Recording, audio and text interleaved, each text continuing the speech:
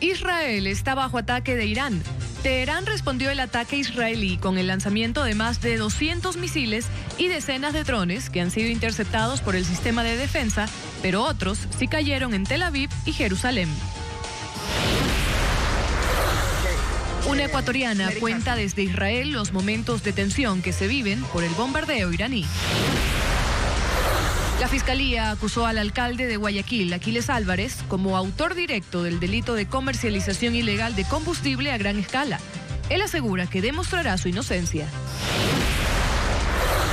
El ex juez Emerson Curipayo, en su testimonio anticipado en el caso Vidrio Libre, aseguró que alias Cuatro Pelos, al referirse a Rafael Correa, estaba tras la liberación ilegal de Jorge Glass en el 2022.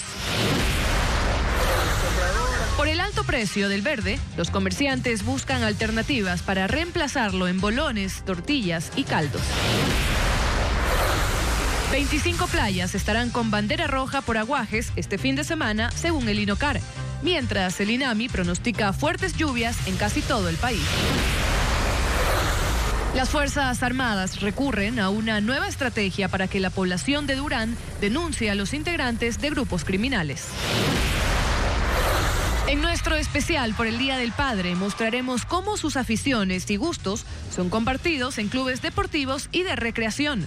Además, tendremos una agenda para fin de semana.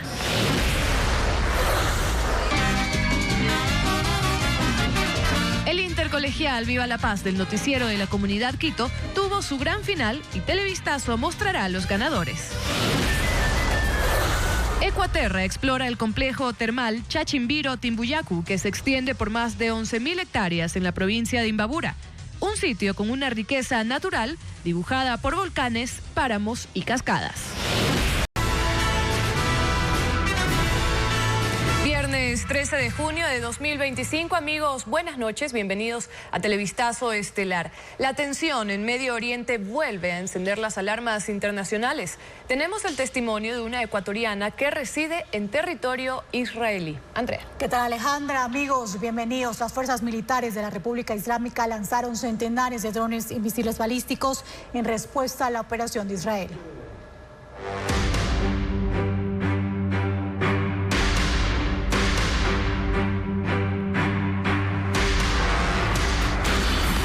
Medio Oriente, un polvorín en llamas.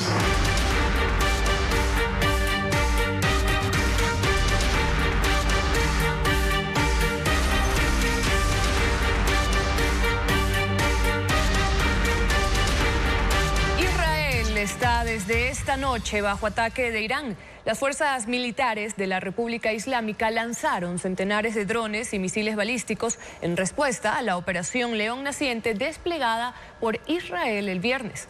Israel activó sus sistemas de defensa para interceptar estos proyectiles. Algunos cayeron en Tel Aviv. Hay alerta máxima en Jerusalén y en todo el territorio, informa Pedro Jiménez.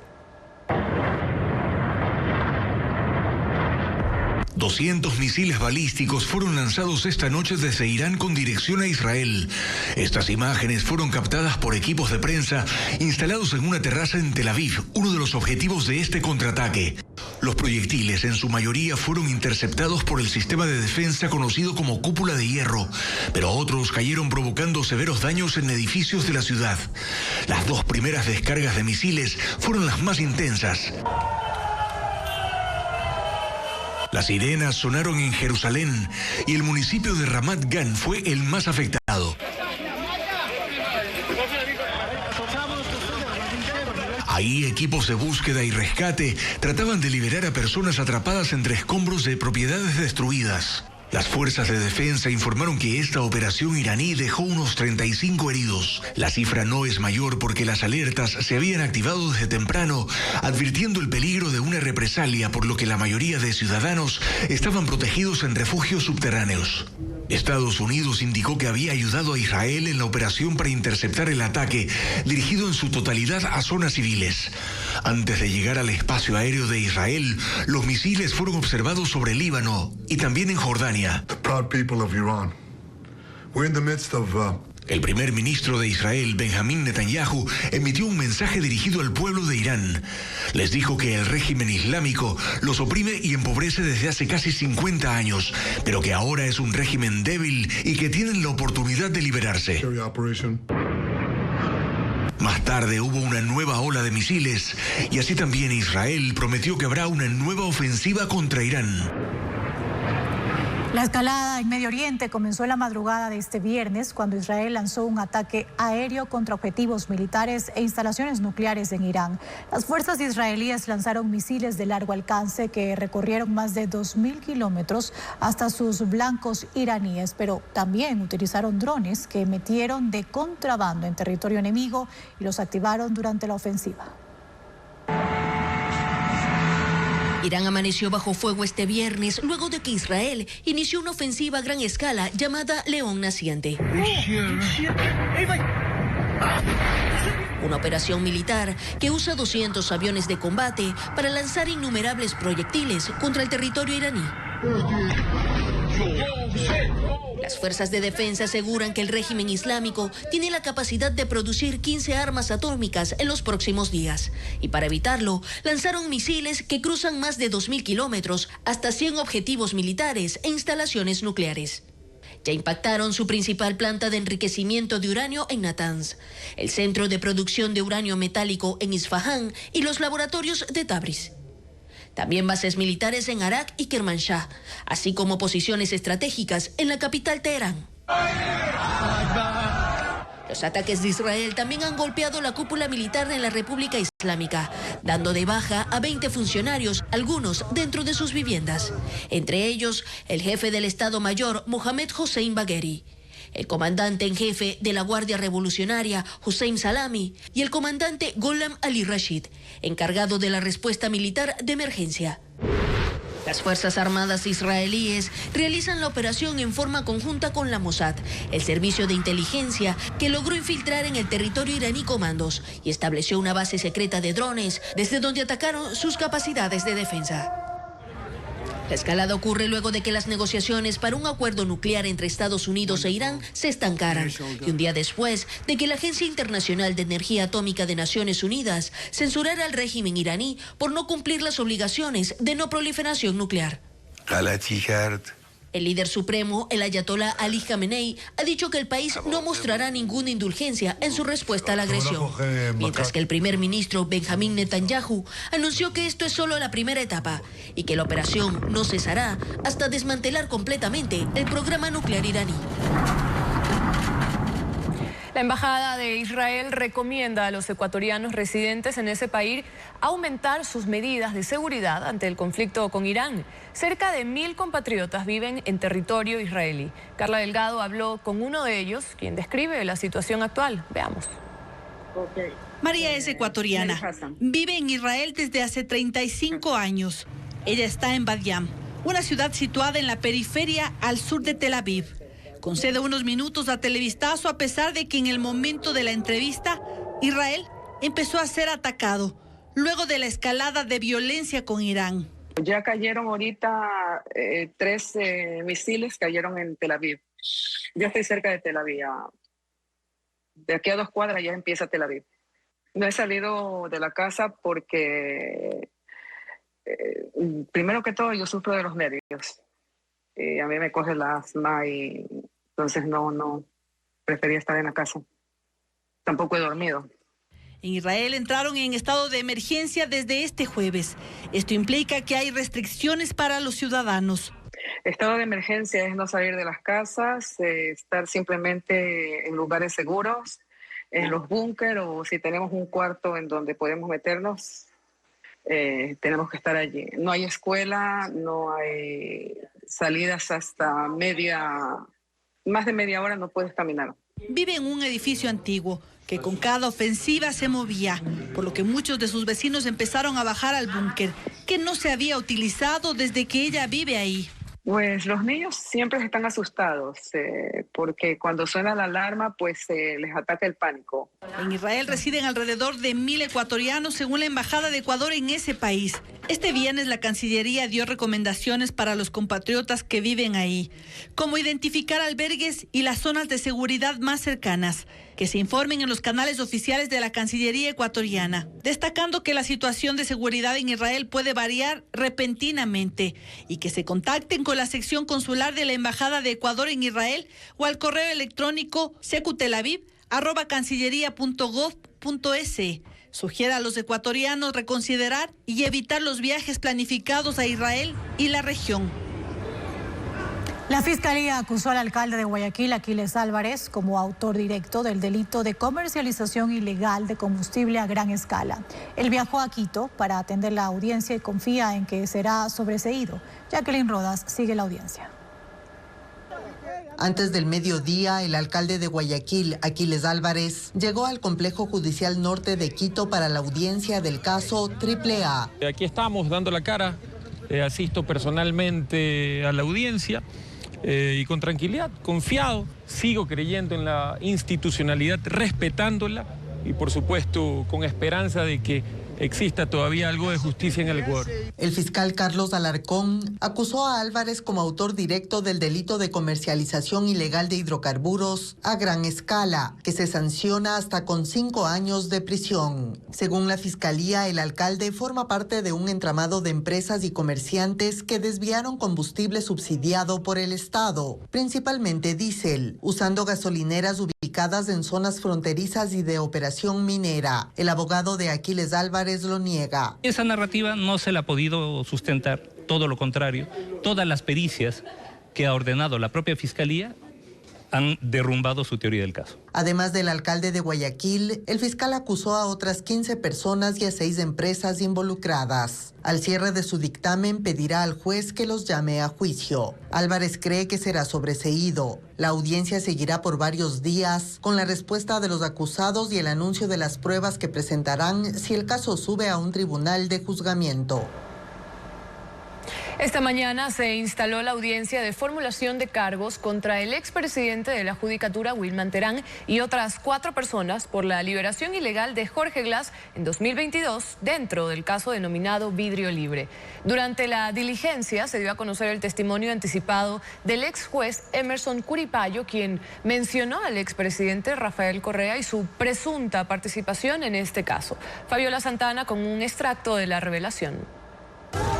La Fiscalía reveló detalles de la irregular liberación de Jorge Glass en noviembre de 2022. Lo hizo esta mañana en la Corte Nacional de Justicia durante la audiencia de formulación de cargos por asociación ilícita en contra del expresidente del Consejo de la Judicatura, Wilman Terán, una ex jueza, un exfiscal de Santo Domingo y 2 abogados del ex vicepresidente en el caso Vidrio Libre. Uno de los principales elementos de cargo fue el testimonio anticipado del ex juez de Santo Domingo, Emerson Curipayo. El fiscal Wilson Toinga leyó su contenido. El ex juez confesó que Wilman Terán lo citó en la casa de la entonces jueza Anabel Torres, quien le contó que Rafael Correa le ofreció ser presidente del Consejo de la Judicatura a cambio de liberar a Glass.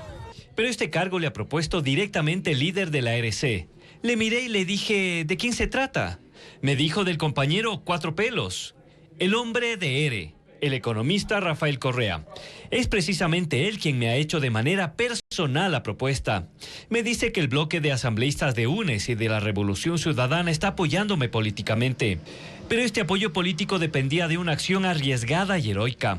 Consistía en dar la libertad a Jorge Glass y me dijo, es allí donde necesito tu sacrificio. Me indicó que este proyecto estaba estructurado con el apoyo del economista Rafael Correa y que tenía pleno conocimiento el ingeniero Jorge Glass. Contó que en noviembre Terán lo volvió a citar en la misma casa para cerrar el trato y cuando lo vio llegar, el expresidente de la Judicatura hizo una llamada. Y dice, acaba de llegar el hombre. Vamos con fe, hasta la victoria siempre. Un abrazo.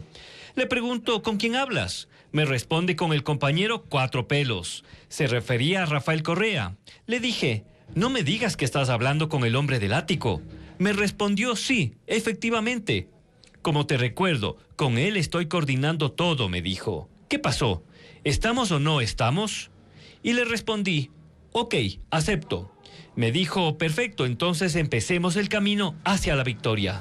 Curipayo finalmente concedió la medida cautelar a Glass redactada por Wilman Terán, quien le había ofrecido a cambio eliminar expedientes disciplinarios y blindarlo en el Consejo de la Judicatura. En la audiencia, el fiscal Toainga pidió al juez que dicte prisión preventiva contra Wilman Terán, los dos exfuncionarios judiciales, y para los abogados de Glass prohibición de salida del país y presentaciones periódicas. Tras la formulación de cargos, se abre la etapa de instrucción fiscal que se extenderá 90 días.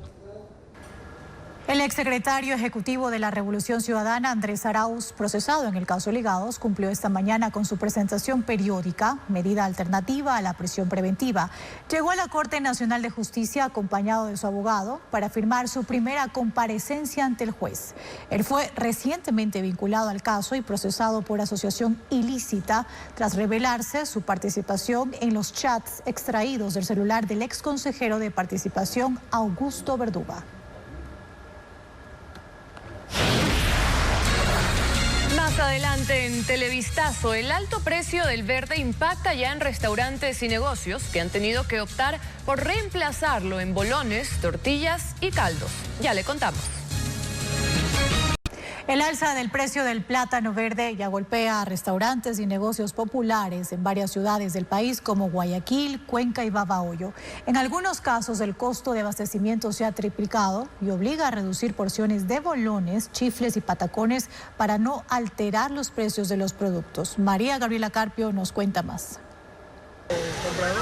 El incremento del precio del verde ya impacta a restaurantes y pequeños negocios que dependen de este ingrediente para elaborar platos tradicionales. En Guayaquil, esta picantería donde preparan cazuelas y bollos, antes invertía $63 en 9 cajas de verde dominico para su producción semanal. Ahora paga $171 por la misma cantidad.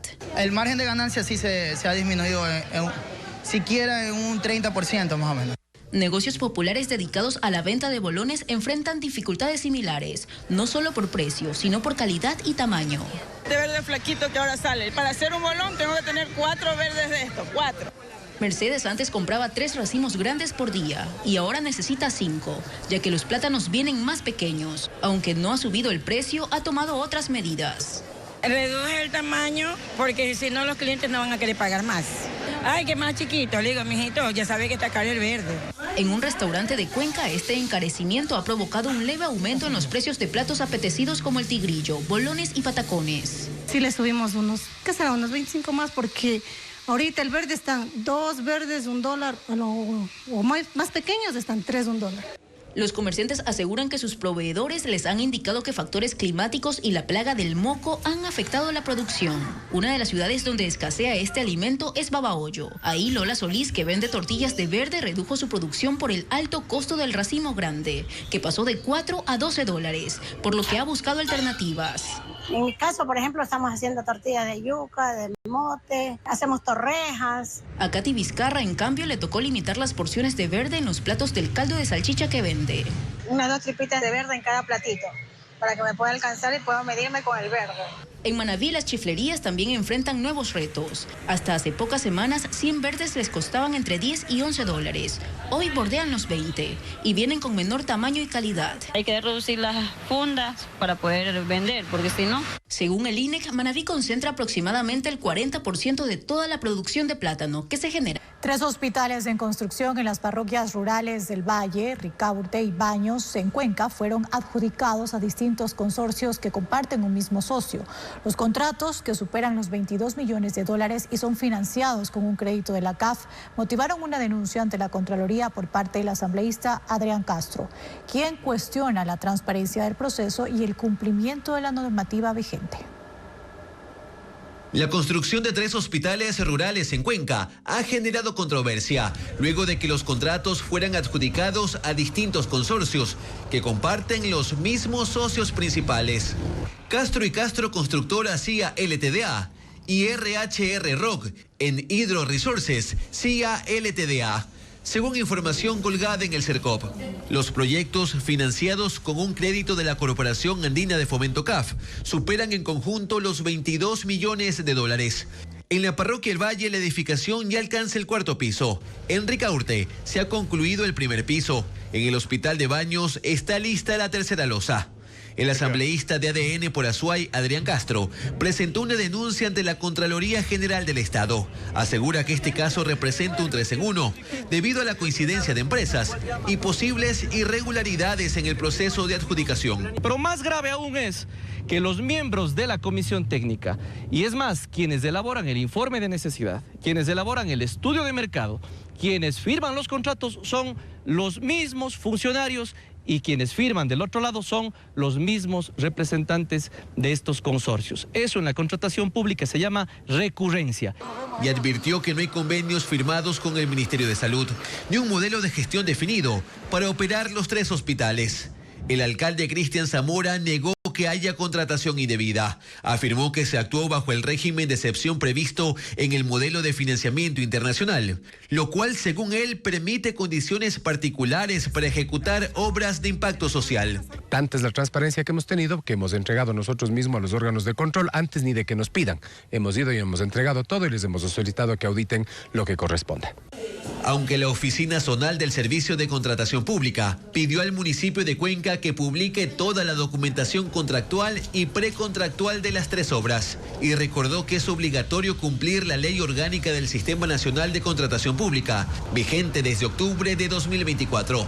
El artículo 49 no está excluido de que sea un contrato internacional. Para mí es que sería una excusa rebuscada para incumplimiento normativo. Según el municipio Azuayo, en estas obras han participado más de 2.000 contratistas locales e internacionales. Las clínicas clandestinas se multiplican en Quito. Solo en lo que va del año, la Agencia de Aseguramiento de la Calidad de los Servicios de Salud ha clausurado 13 centros. Carla Delgado amplía la información. Nuevamente un centro de rehabilitación clandestino fue clausurado en Quito. El centro, que funcionaba en el Valle de los Chillos del Sur Oriente, operaba sin permisos y en condiciones inadecuadas. Incluso un menor se encontraba recluido en esta clínica para adultos. El equipo técnico de la Agencia de Aseguramiento de la Calidad de los Servicios de Salud constató que las instalaciones presentaban condiciones precarias, habitaciones con rejas, candados en puertas y ventanas y ausencia de atención médica. Se sumó el mal manejo de las historias clínicas. La agencia, que estuvo al frente del cierre, dijo a Televistazo que solo en lo que va del año clausuraron 13 centros clandestinos en Quito. Hace una semana, 15 personas más fueron rescatadas de otra clínica de adicciones en La Roldós, una zona populosa en el norte de Quito. La situación fue aún más compleja. Hacinamiento e insalubridad, medicamentos e insumos médicos sin la debida autorización para la prestación de servicios de salud. Y entre los pacientes, 2 menores que dijeron haber sido víctimas de maltrato y solicitaron ayuda a las autoridades para salir del sitio. Julieta Sagnay, médico especializada en adicciones, cree que aunque es importante el control, solo hay por ahora medidas reaccionarias. Las clínicas clandestinas se multiplicaron debido a las siguientes razones. La institución que otorga los permisos puso unos requisitos que son muy rígidos, muy costosos. Entonces muchas personas prefirieron cerrar y esto hizo que se empezaran a proliferar las clínicas clandestinas. Y cuando las autoridades van a cerrar, fíjate, cierran los centros, los chicos van a las calles. Y que el Estado no ha dado una solución a las familias de pacientes adictos. Los pocos centros que existen del gobierno tienen muchos obstáculos para poder ingresar a alguien. Por ejemplo, te piden que el paciente vaya desintoxicado, pero sin embargo el paciente no puede acudir a un hospital y acceder a una desintoxicación. El Estado solo cuenta con 12 centros de especialización de tratamiento para personas con consumo problemático de alcohol y otras drogas.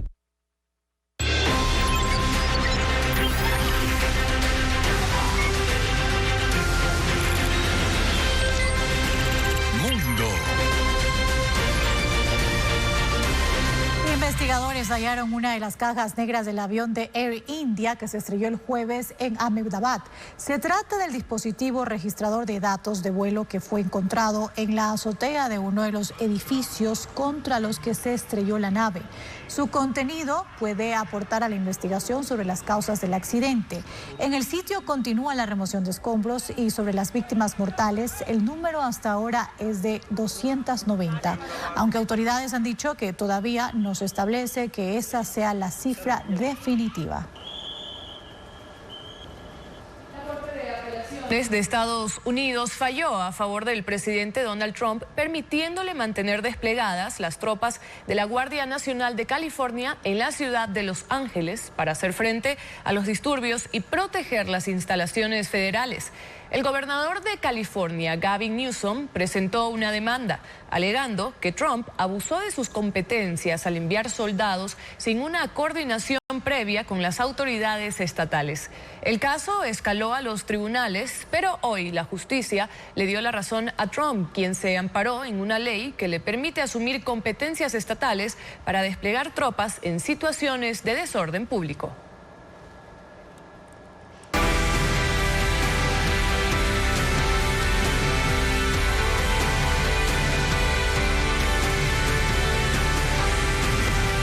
Papá, el cómplice en casa.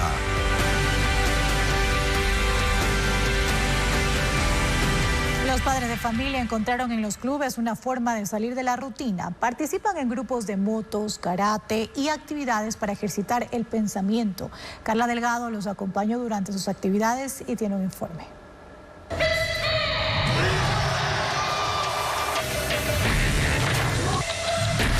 Hugo Ayala ha encontrado en el karate un estilo de vida. Una actividad que le dio disciplina, pero sobre todo un espacio de disfrute. A las 8 de la mañana está listo para empezar. Junto a él entrenan otros padres. Coinciden en que este tiempo les permite desconectarse, salir de la rutina. Primero, en la parte física, mantenerse con flexibilidad, mantenerse activo. Tiene 3 hijos. 2 de ellos comparten su arte. Ha logrado incentivarlos con el ejemplo. Si tú deseas que tu hijo siga un camino de rectitud, de sano, de deporte y de buena cultura, es importante que te vean. Entonces, si un padre entrena con su hijo, es la realización completa. La oferta de clubes para padres en el país son diversas y se ajustan a los horarios más exigentes, porque la mayoría deben cumplir con largas jornadas de trabajo y por eso muchos prefieren reunirse al caer la noche. Rubén Flores llega con su moto a una zona del norte de Quito. Se unen 15 compañeros. La mayoría son padres que han encontrado en los paseos nocturnos una forma de distracción. Una vez por semana organizan rodadas. Van a sitios cercanos. Esta vez llegan hasta el centro histórico. Explican que el trabajo, la responsabilidad de ser la cabeza del hogar y de cumplir con sus tareas cotidianas por momentos les hizo olvidarse de sus hobbies. Fueron encontrando a gente con el mismo gusto por la adrenalina y cada vez hay más padres que se suman. Realmente es increíble porque es una compañía, es el disfrutar, padres con hijos, inclusive ya hay generaciones que disfrutamos padres con nietos, entonces eso nos ayuda muchísimo para que la tradición siga en la familia.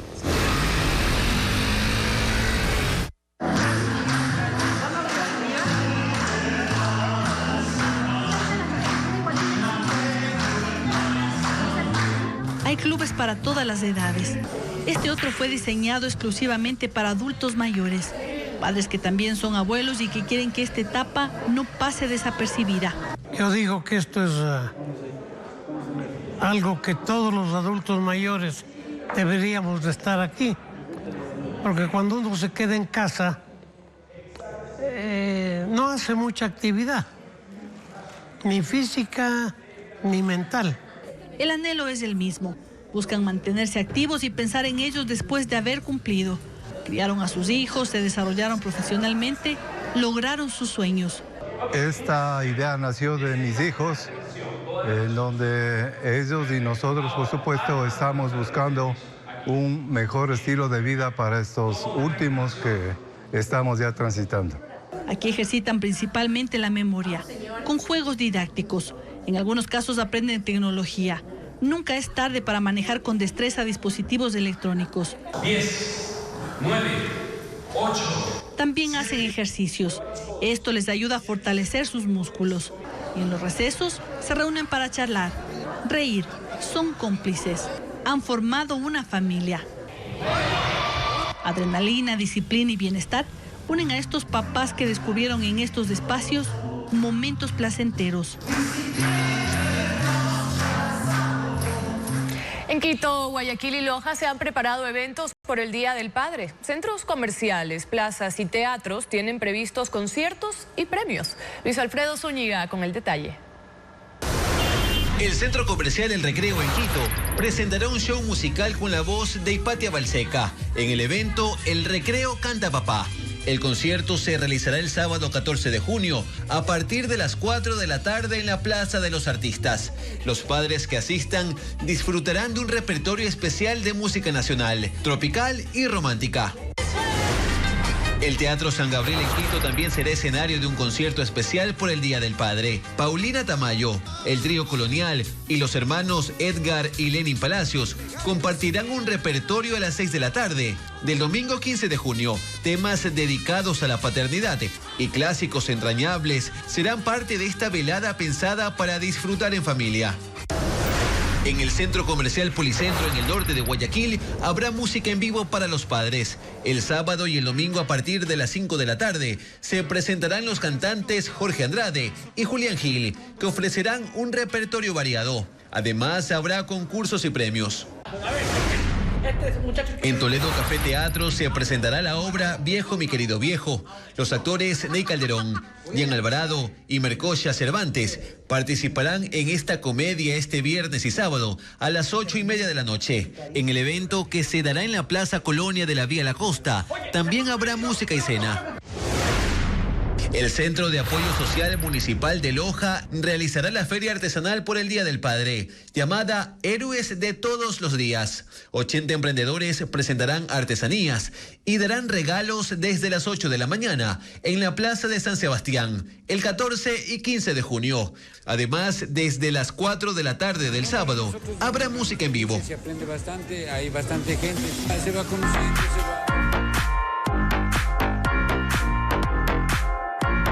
on the beat.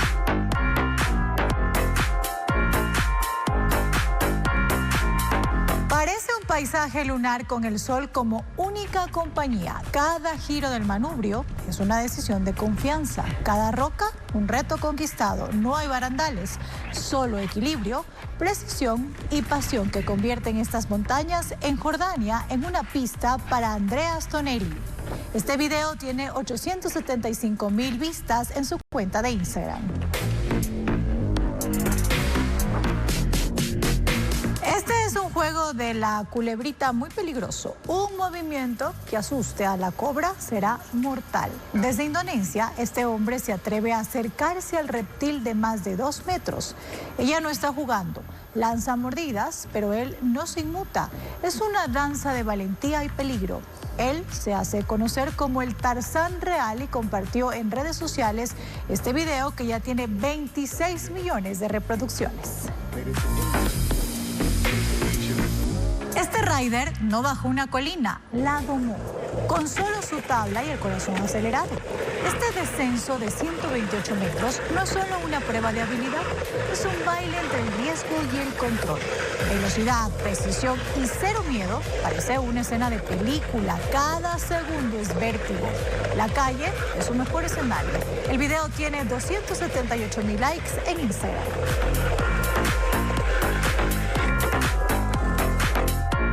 Coordinadas y rítmicas, estas 3 chicas dominan el tap como si el césped fuera escenario. Energía en alto y sonrisas que contagian. Cada paso resuena como un aplauso. En medio de la ciudad armaron su show de este ritmo que se originó en el siglo XVII, pero se popularizó en el XIX, especialmente en Broadway.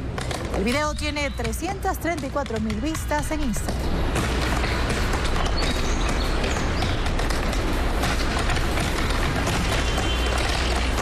El detalle de estos videos y la información más destacada usted la encuentra en nuestro portal web www.ecuavisa.com y Ecuavisa Play, la dupla perfecta.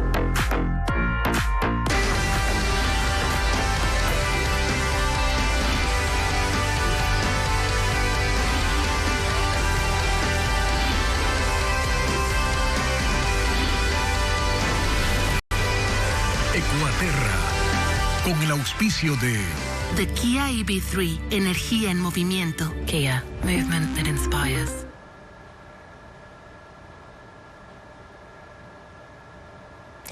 Ecuaterra visitó el complejo Chachimbiro Chimbuyacu en Imbabura, un sitio que guarda una riqueza natural forjada por volcanes, hermosos páramos y cascadas. Sus 11.000 hectáreas dan abrigo a osos andinos, venados de cola blanca y el gato montés.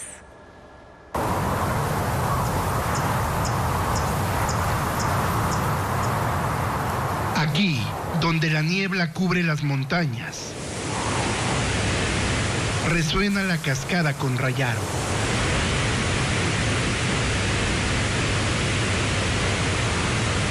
Cae 55 metros sobre rocas volcánicas y se disuelve en una bruma helada en el corazón del complejo termal Chachimbiro Chimbuyacu.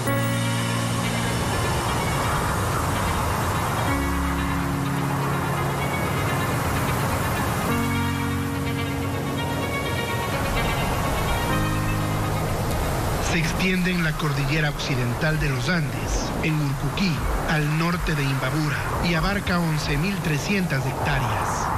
Forma parte del arco volcánico cuaternario del Ecuador, una franja geológica donde al menos 60 volcanes se han formado por el choque entre las placas de Nazca y Sudamericana. La cascada marca el límite entre el bosque alto montano y chaparro, dos de los tres tipos que reúne este complejo. Nace del río Huarmillacu, que baja desde los páramos recorriendo 12 kilómetros.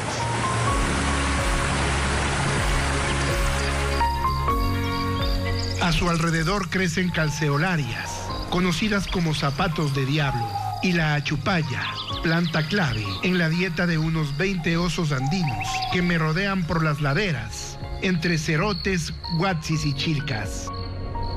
Para llegar al punto más alto del complejo, entre las montañas de los volcanes Chachimbiro, Yanaurco y Yuxcha, se parte desde la comunidad de Iruguincho, en la parroquia San Blas. Allí comienza un sendero sombrío, cubierto de hojarasca, entre alisos centenarios que se elevan hasta 30 metros. A medida que se asciende, aparecen arrayanes de hasta 40 metros de alto y 1 metro de diámetro. Las pendientes, con inclinaciones de hasta 40 grados, obligan a una caminata pausada. Llegar al bosque primario de alta montaña toma al menos 3 horas. Ese ecosistema con árboles de 200 años está dominado por alisos. En su base crecen pumamaquis. Se han identificado aquí al menos 70 especies de plantas. En las copas se ven colibríes de cola azul que habitan por encima de los 2.500 metros. También hay pavas de monte, torcasas y búhos que se esconden entre las ramas. Se han censado 36 especies de aves. A 3.500 metros se extiende el páramo cubierto de pajonales, donde las temperaturas no superan los 7 grados. El venado cola blanca, el gato montés y el lobo andino se desplazan de noche sigilosos, siguiendo el rastro de las corrientes de agua. Y más arriba, a 4.025 metros, se encuentra un mirador natural, conocido como Pan de Azúcar. En medio de estos bosques, a 10 kilómetros de profundidad, reposa la cámara magmática del volcán Chachimbiro, que calienta y mineraliza las aguas subterráneas. Hay 17 manantiales termales, con temperaturas de entre 25 y 61 grados. El agua termal tiene minerales que tienen poderes curativos para diferentes dolencias, diferentes enfermedades, acuden a los diferentes escenarios y eso para nosotros es muy bueno porque a través de eso se desarrolla una fuente de desarrollo económico productivo para la zona. 54 comuneros de la parroquia San Blas son los guardianes de este ecosistema. Han organizado 5 brigadas de vigilancia para evitar la caza, mitigar el impacto turístico, promover la reforestación y activar alertas tempranas ante incendios forestales.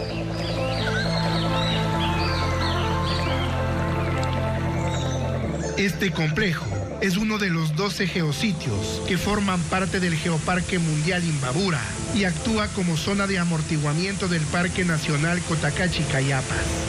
Chachimbiro es un ejemplo de cómo la actividad volcánica perfila el entorno y permite el desarrollo de ecosistemas únicos en los Andes del norte, un lugar donde el calor de la tierra se encuentra con el frío de la montaña.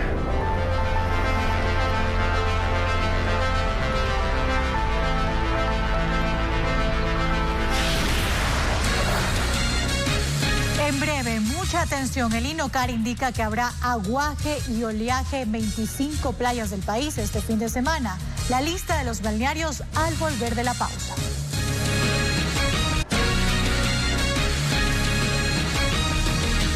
El INOCAR en su último informe emitió una alerta de aguaje y oleaje en las playas del país. Este fin de semana, 25 playas tienen bandera roja, lo que impide el ingreso de bañistas, como lo informa Adriana Bermeo.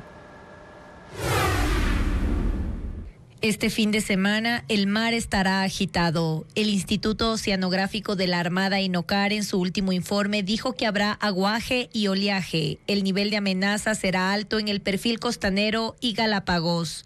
25 playas tienen bandera roja, que significa que no se puede entrar al mar.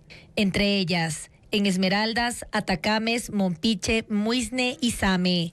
En Manabí, Manta, Crucita, Canoa, El Matal y Puerto Cayo. En Santa Elena, Salinas, Punta Carnero y Chanduy. En Guayas, en Gabao y en El Oro, Jambelí. El 15 y 16 de junio el mar pasará a un estado moderado. Este fin de semana habrá lluvias en la mayor parte del país. Serán más intensas en la tarde y noche según pronósticos del INAMI. En el litoral, las precipitaciones más fuertes serán en Esmeraldas y Santo Domingo, con mayor intensidad en las zonas cercanas a la cordillera. En la sierra, las lluvias se alternarán con cielos parcialmente nublados. En 4 provincias habrá precipitaciones: Carchi, Imbabura, Pichincha y Cotopaxi, con posibilidad de tormentas eléctricas y caída de granizo. En el oriente, la lluvia será generalizada en toda la región, con mayor intensidad en Orellana, Napo y Sucumbíos.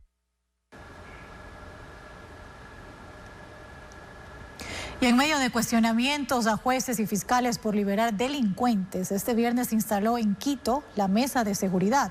Autoridades del Consejo de la Judicatura, Ministerio del Interior y Fiscalía se reunieron para buscar acuerdos y coordinar acciones que mejoren los procedimientos judiciales. El gobierno, el Consejo de la Judicatura y la Fiscalía dieron el primer paso para la conformación de la Mesa de Seguridad. Este viernes se instaló la reunión de coordinación en Quito. Asistieron el ministro del Interior, John Reinberg, el fiscal Wilson Toainga, el presidente del Consejo de la Judicatura, Mario Godoy, y la cúpula de la Policía Nacional. La propuesta para integrar la Mesa de Seguridad fue planteada por Godoy hace una semana, después de los cuestionamientos de Reinberg a la Judicatura por no sancionar a jueces y fiscales que, a su juicio, han liberado a delincuentes sin razón. Me han nombrado los partes, me dijeron los partes, me dijeron qué espera de los partes. He dispuesto lo pertinente, pero así también les he dicho, en este corto tiempo, 10.000 personas que han recobrado su libertad, ya sea con sustitutivas o simplemente por la libertad. No me vengan a decir que es un tema aparte.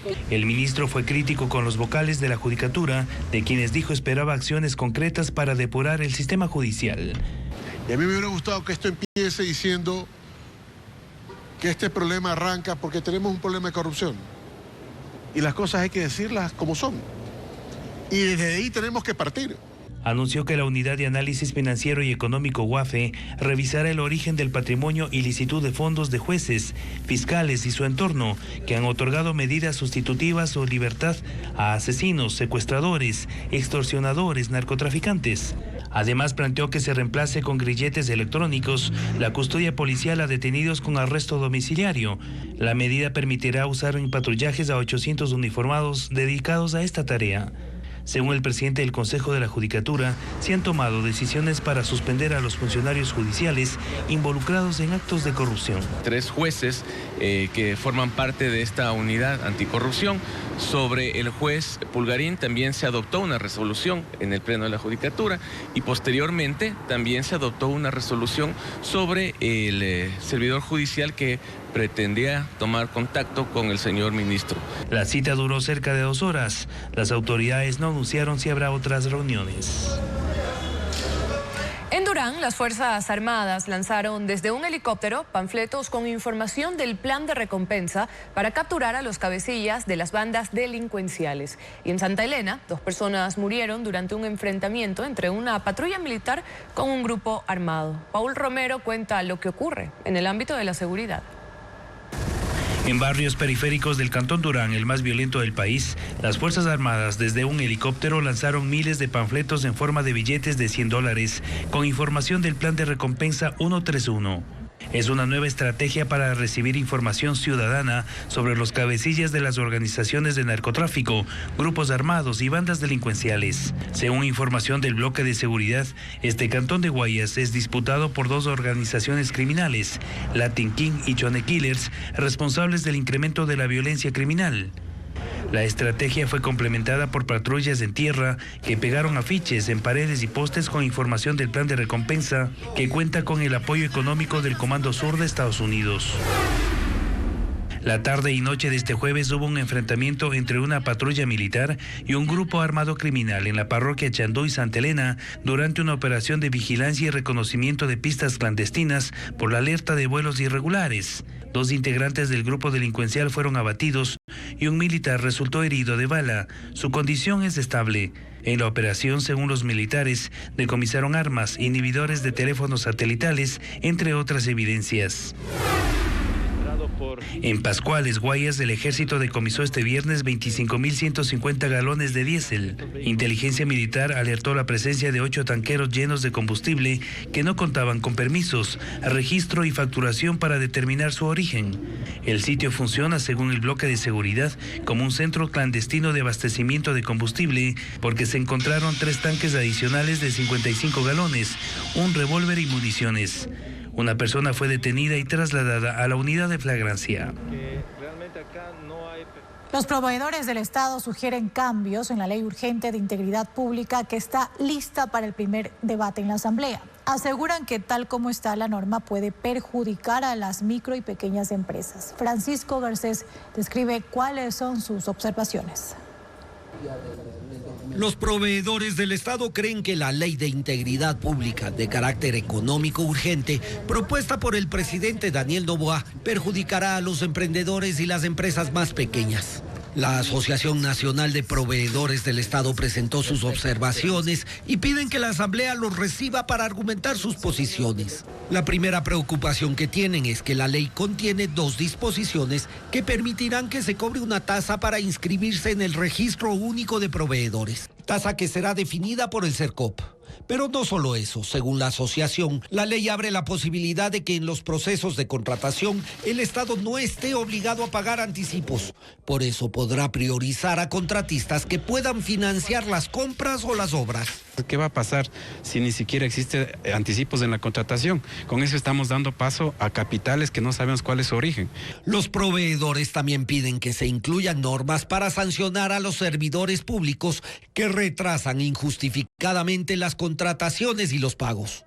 Actualmente, dice la asociación, el pago de las planillas llega a demorarse hasta 6 meses. Los pagos se retrasan, sin embargo, nosotros somos sancionados cuando incumplimos con respecto al plazo. Pero ¿qué pasa con los funcionarios que no hacen rápido su trabajo? No hay ninguna sanción para ellos. Los proveedores enviaron sus observaciones al presidente de la Asamblea, Nils Olsen, y a la presidenta de la Comisión de lo Económico, Valentina Centeno. Esa comisión ya remitió el informe para el primer debate que será la próxima semana en el Pleno de la Asamblea.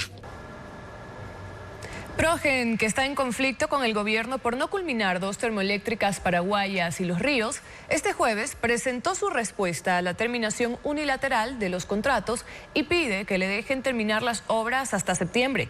Diego Cuenca explica el conflicto que por el momento deja al país sin 150 megavatios de energía térmica. La compañía estadounidense Progen, a cargo de construir las termoeléctricas Salitral y Quevedo, ya respondió a la terminación unilateral de los contratos que le notificó la Corporación Eléctrica del Ecuador, CELEG. La empresa tenía 10 días de plazo para contestar y lo hizo este jueves únicamente por el proyecto Quevedo de 50 megavatios. Como parte de su respuesta, Progen en un comunicado reafirmó su disposición de culminar ambos proyectos a tiempo en septiembre, a pesar de que habían ofrecido ponerlos operativos en agosto. Y para avanzar, la empresa señala que es indispensable contar con una respuesta técnica y responsable de SELEC que viabilice la continuidad contractual. Ahora la decisión final queda en el gobierno. SELEC debe determinar si da de baja definitivamente a esas obras, que ya tienen un avance del 90% y cuyos trabajos están paralizados desde esta semana. Progen aún tiene pendiente responder por la terminación del contrato de la termoeléctrica Salitral de 100 megavatios, cuyo plazo culmina hoy. Para resolver ese conflicto, la compañía estadounidense presentó una solicitud de arbitraje internacional que tramitarán los jueces de la Cámara de Comercio Ecuatoriano-Americano. El presidente de la República amplió el plazo para la liquidación de la empresa Ferrocarriles del Ecuador, un proceso que comenzó en 2020 y aún no concluye. Patricio Díaz informa que los convenios con gobiernos locales han permitido la reactivación parcial del sistema ferroviario. La empresa de Ferrocarriles del Ecuador no concluye su liquidación. En 2020, el expresidente Lenín Moreno decidió que se extinga, luego de identificarse pérdidas. Pero en 2021 se amplió el plazo, en 2022 y en 2023 lo mismo. El presidente Daniel Noboa, mediante decreto, dispuso que se aplace hasta diciembre de este año, aunque no descartó un nuevo análisis. Después de sus cierres de 5 años, los trenes, las rieles y las estaciones se vieron afectadas por robos, vandalismo y falta de mantenimiento. En 2024, el Ministerio de Obras Públicas de los municipios de Ibarra y Antonio Ante reanudaron parcialmente la ruta entre los dos cantones. Se suspendió por un accidente y luego se reactivó de manera definitiva en abril pasado. Ahora se avanza en el presupuesto referencial para entregarles también la operación hasta la parroquia de Salinas. La Secretaría de Estado llegó igualmente a un acuerdo con el municipio de Laucí para que asuma la operación de la ruta hasta Cibambe, conocida como la Nariz del Diablo. Entregó $685,000 para concluir la readecuación de los coches, el mantenimiento de las estaciones y el aseguramiento de los trenes. 12,5 kilómetros que eran los más demandados. El ministro de Obras Públicas ha mencionado el interés de establecer alianzas público-privadas para la rehabilitación de todo el ferrocarril. El presidente de la República también dispuso que la liquidación de la aerolínea TAME concluye igualmente hasta fin de año.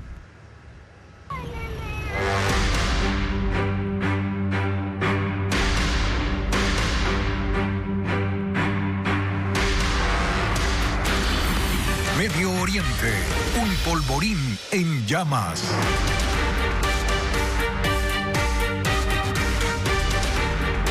Irán lanzó un segundo ataque de respuesta contra objetivos en Israel. Se reporta que decenas de misiles fueron disparados hacia Tel Aviv y al menos uno ha caído en esa ciudad. Durante años, Israel ha mantenido abiertos frentes de guerra en Medio Oriente que ahora se consolidan desde anoche con el bombardeo de instalaciones estratégicas iraníes. Un reporte con Pedro Jiménez. Israel persigue a sus enemigos en Medio Oriente y si bien la cara más visible de los conflictos recientes es la guerra en la Franja de Gaza, ha desplegado sus operaciones militares en casi toda la región. Desde el ataque terrorista del 7 de octubre de 2023, lanzó una ofensiva contra el grupo extremista palestino Hamas en Gaza. Activó ataques en el sur del Líbano contra la guerrilla de Hezbollah. Se enfrenta con los rebeldes hutíes en Yemen. Dio de baja a altos miembros de la Guardia Revolucionaria de Irán en Siria.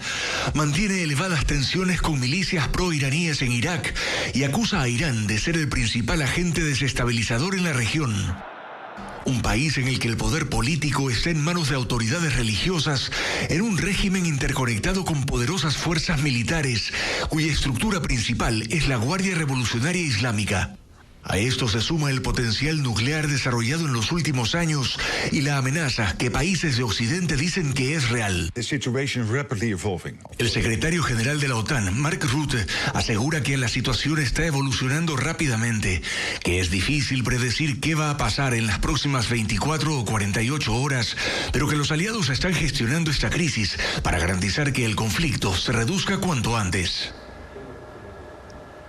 El precio del petróleo WTI que produce Ecuador superó los $70 por barril en las últimas horas. Este aumento refleja el impacto de los recientes ataques en Medio Oriente. Patricio Díaz explica cómo ha variado el precio del crudo en los últimos meses. El precio del petróleo WTI se disparó. Este viernes llegó a $73 por barril y es un incremento de un 5% producto de las tensiones en Medio Oriente. Irán es uno de los principales productores de petróleo del mundo. Está en medio de un conflicto con Israel.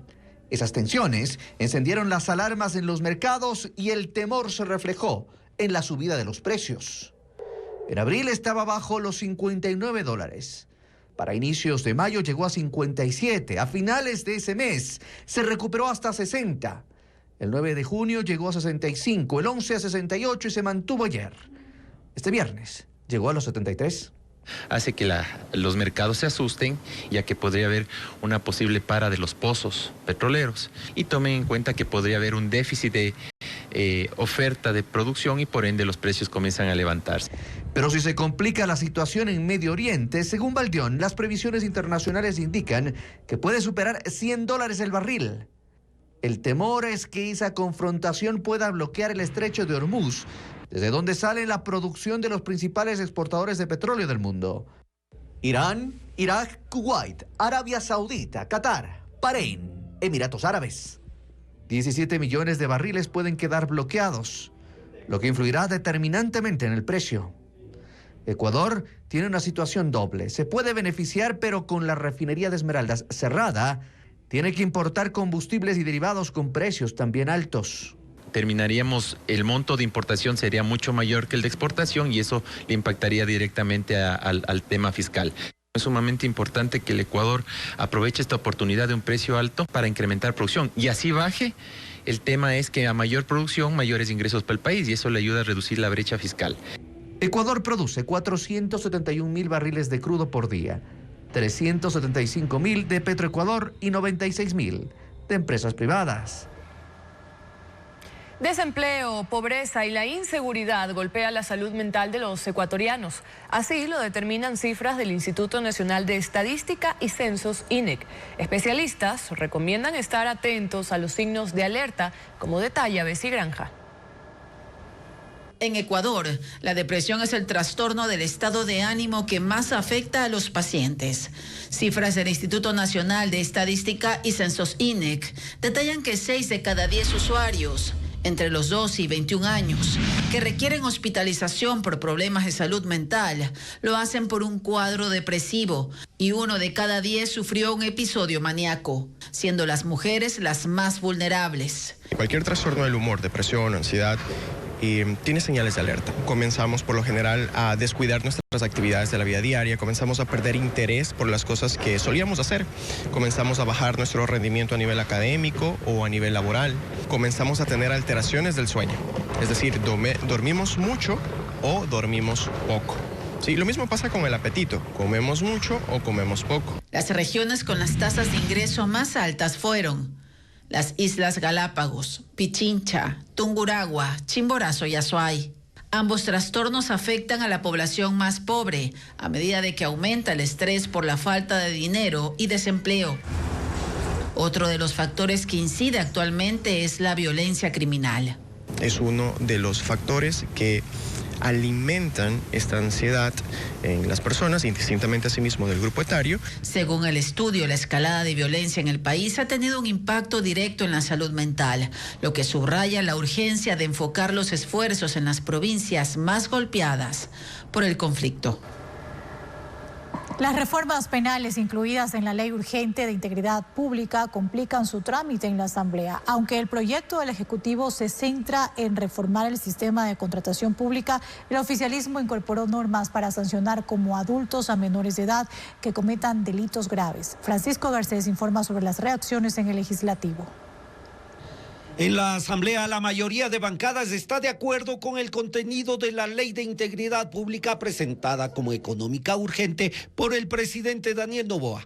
Ahora, lo que más les preocupa es que la Comisión de Desarrollo Económico incluyó 2 reformas penales que ponen en riesgo el futuro de la ley.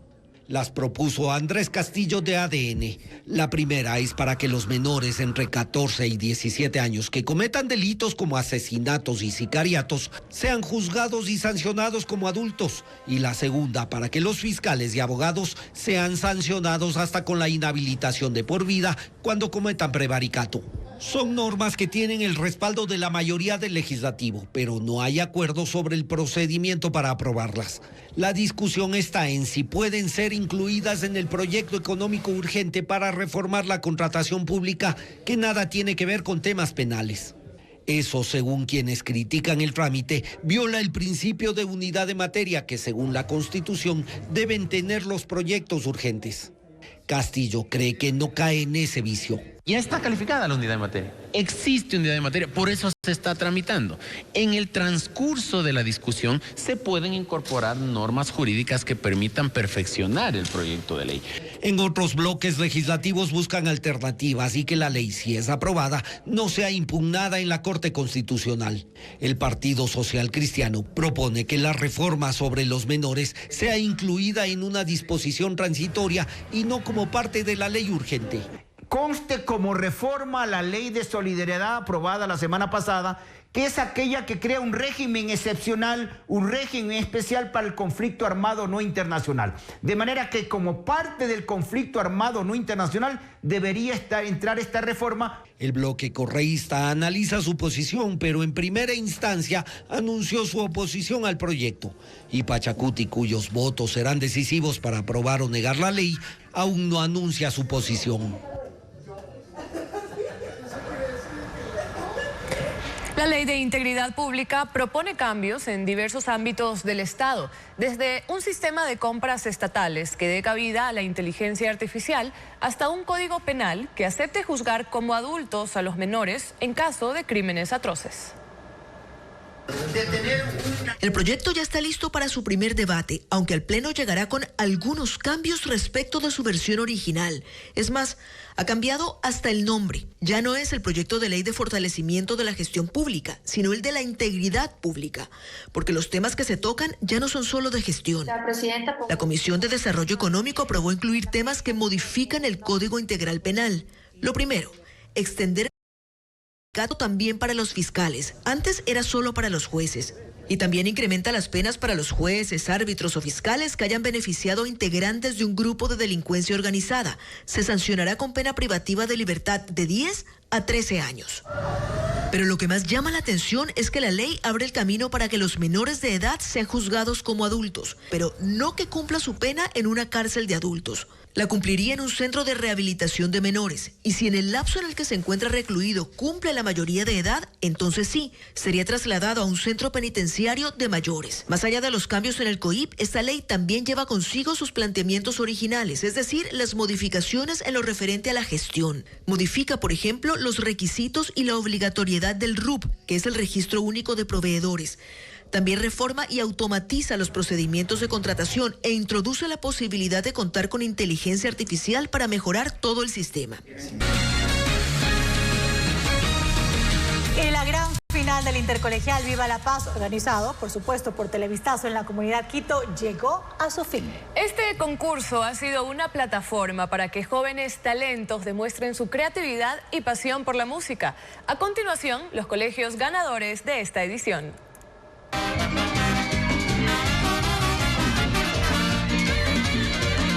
Hoy el escenario de Televistazo en la comunidad Quito se llenó de alegría, ritmo y mucho talento juvenil en la gran final del Intercolegial Viva la Paz.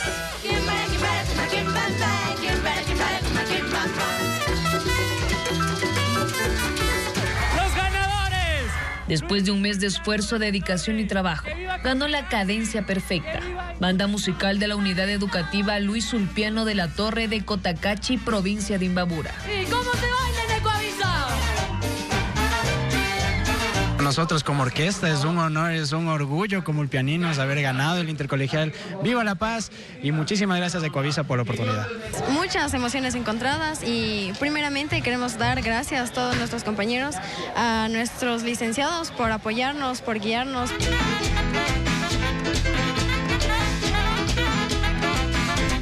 Son 17 integrantes que ensayaron durante 2 meses para sus presentaciones de música tropical. Fui buscando tus besos, en otros besos, en otras manos, en otro lecho. Hicieron vibrar al público con un mix de música nacional y merengue.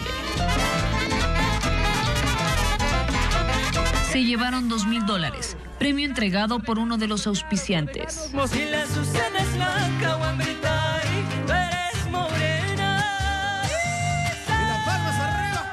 El jurado, integrado por Diego Miño, Iván Acosta y Alexandra Cabanilla, destacó la interpretación, el talento y el desenvolvimiento escénico de los ganadores. Se merece ser el primer lugar. Creo que hemos visto mucha dedicación de todas las bandas en general. Solo que me muera, no me de casar. Solo que me muera, no me de casar. Con esta bonita linda que me hago desesperar. El segundo lugar fue para la unidad educativa Sarán, de la parroquia Calderón de Quito. El tercer lugar lo obtuvo el colegio León Cooper de la parroquia Conocoto.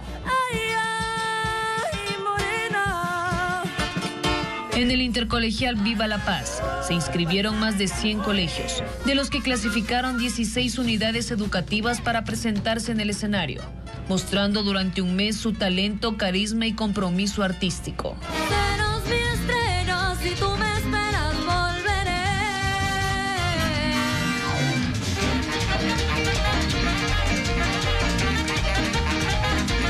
Cotacachi celebró el regreso triunfal de la orquesta estudiantil Cadencia Perfecta, que volvió a casa con el primer lugar del quinto intercolegial Viva la Paz. Y a propósito, esta es la segunda vez que logran el título, una hazaña que enciende el entusiasmo de toda una ciudad en la provincia de Imbabura. Cotacachi vivió una tarde inolvidable este viernes.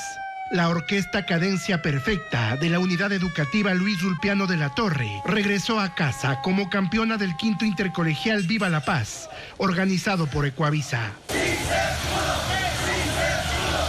A bordo de un camión de bomberos, los 15 jóvenes músicos y sus 3 maestros recorrieron 3 kilómetros por las principales calles del cantón. Muchos salieron a aplaudirlos, felicitarlos desde las veredas y tomar fotos del momento. La verdad, de las mejores experiencias que he tenido hasta ahora en mi corta carrera como músico, bastante enriquecedora. Durante el trayecto, banderas de Cotacachi ondeaban en manos de estudiantes que escoltaban la caravana. Los campeones alzaban el trofeo y el cheque de $2,000, símbolos del esfuerzo compartido y del orgullo de toda una ciudad. Es la segunda ocasión en la que obtienen el primer lugar. Cadencia Perfecta se lo hizo en el primer intercolegial que nosotros ganamos en Ecuavisa y desde ahí eso se institucionalizó. Al llegar al colegio, la emoción se desbordó. Padres, docentes y compañeros los recibieron con abrazos y una calle de honor que celebró su triunfo. Con esta nueva victoria, Cadencia Perfecta no solo sumó un trofeo, sino que hizo eco del trabajo silencioso, de cada ensayo, de cada tarde, y que hoy retumba con fuerza en todo Cotacachi. Estamos muy contentos.